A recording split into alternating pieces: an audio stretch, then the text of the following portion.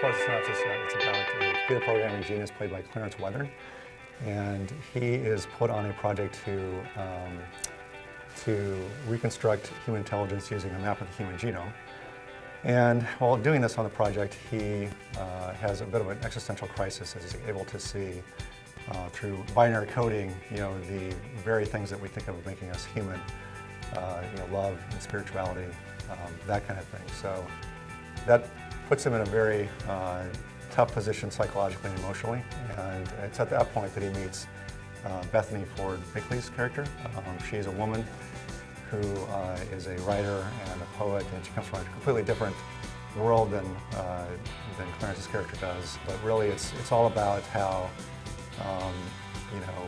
we want to think that these emotions, love, spirituality, have these very ethereal, otherworldly aspects to them, and the film is kind of asking that question: do those really exist, or are these just kind of self-sustained delusions that we give ourselves to get by in an otherwise pointless existence? But it kind of all comes back to that question in the end, and that's really the sci-fi elements and even the love story are just kind of a means to talk about something that's very relevant to this day and age, which is the coming singularity that we're hearing about, and what does that mean? And for me, that's what drew me to the project. Was I was starting to read about this stuff, and it really piqued my interest quite a bit, and kind of went down this rabbit hole of reading all about it and researching it and becoming more and more interested. And I'm like, I got to write about this just to deal with it. Without giving too much away, the sequel, Twin Cities, it starts 5 years later from when this film ends, and Bethany's character is married to Clarence's character.